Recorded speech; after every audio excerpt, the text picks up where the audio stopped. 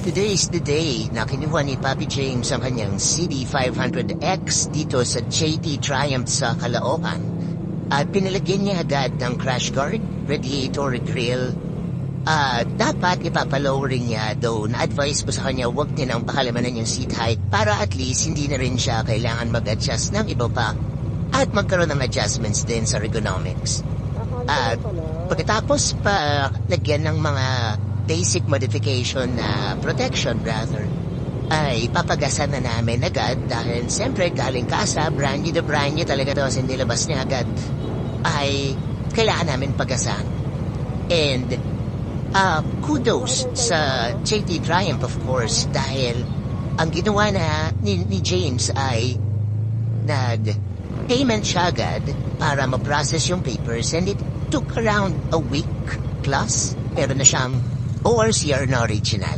And yun na nga, habang bumabiyahe, ay kinakabahan niya na rin. Kasi ito literal yung kanyang first ride sa sasakyan niya. Ginadamay niya na nga yung ride niya rito.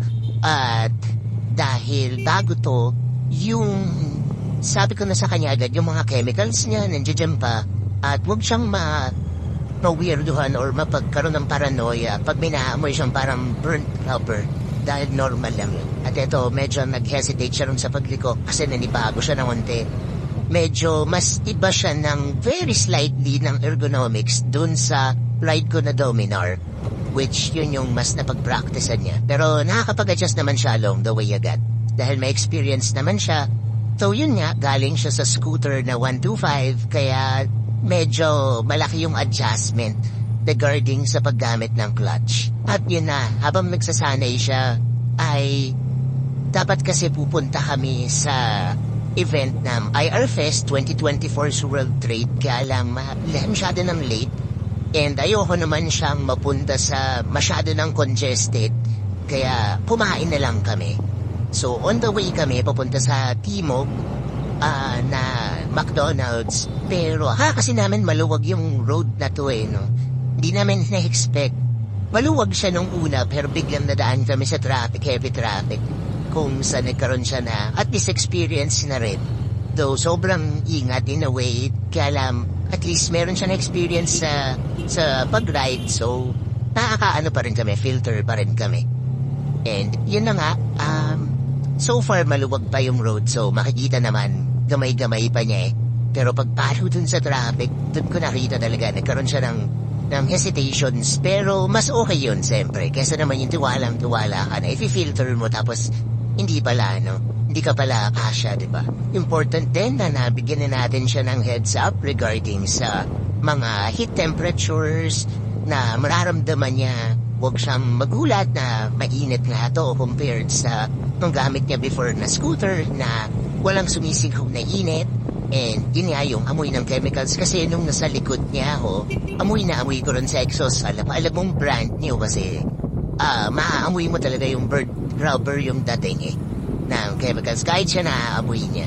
So sabi ko normal lang. Minsan nga usok pa yan And yung sa akin nung pag-start ko nagtaas talaga rin ng usok, which is normal yun, yung white smoke na yun. And binabaybay lang namin yung road. Swerte pa nitong part na to, maluwag pa yan.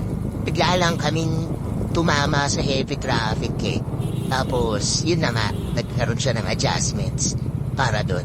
Seryosong-seryoso si Papi James nga dito And sabi ko sa kanya, magsanay na siya sa full face kasi dahil sanay siya sa modular. Minsan, yan, makikita nga natin na iiwan yung nakaangat. Sabi ko, medyo delikado yan, lalo na pag dumaan ka na sa mga freeway or expressway. Kasi baka magulat siya or nakalimutan niya nakaangat nga pala yung sa modular niya. Maramdaman niya yung wind turbulence doon. And of course, maingay din. Yung wind noise talaga, isa sa mga kalaban namin yan. Dahil nung dumaan ako sa expressway nun, nakalimutan ko yung earplugs ko. So, yun. Medyo bingi-bingi rin tayo. And kaya importante rin yung talagang tight yung helmet mo sa'yo or snug fit rather. Hindi masikip sa temple side pero sa cheeks mo and especially sa jawline yung talagang nafi-filter niya yung wind para bukod sa hindi maingay mararamdaman mo talaga hindi kumakalog yung helmet. And yun yung advantage nung gumamit ako nitong empty helmet na Thunder 4. Though, yun nga, sabi ko sa kanya, okay yung binigay sa kanya ng JD Triumph na HJC CS15 or sa US is CSR3.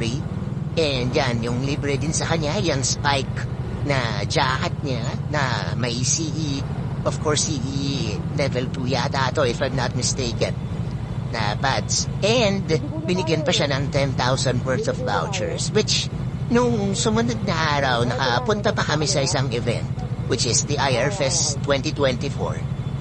Dun siya nakagamit, no? Which would be for another story, of course.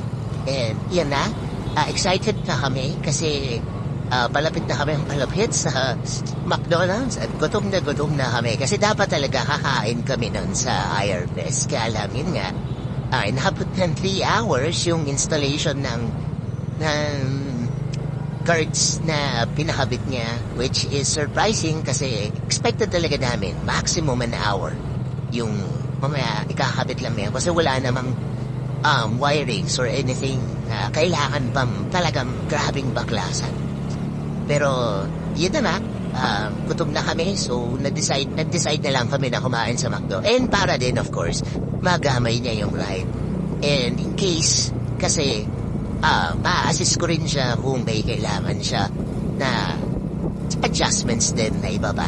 Luckily na lang talaga nung pagkaliko namin sa Quezon Avenue ay maluwag na actually. Nagkaroon lang ng very very slight congestions dun sa may Sogo Hotel yata yun if I'm not mistaken dahil sa mga public transport. Pero pagkatapos naman namin dun, tuloy-tuloy na uli yung biyahe and stoplight na lang yung naging issue rather para sa biyahe namin. Pero which is normal of course. And yan na, nasa timog na kami. So far, napansin ko nag-start na talagang maghamay ni James yung right ni. And that's actually, sabi ko sa kanya, easy na kasi basta nag-mental preparation ka lang talaga. Yan talaga yung pinaka-importante sa lahat. And of course, buti nga na guide pa natin siya before siya nakabili, na turuan natin siya paano mag-clutch and changing ng gears. So yan na kami sa McDonald's, happily makakakain na kami and may saktong-saktong parking na naiwan para sa amin. So that's it, of course. Hope you all ride safe, keep safe, and of course, have a good one. Peace out. Asa ka? Seryoso, asa ka? Asa ka ka to? Ano no? Akala ko nag-hesitate ka eh.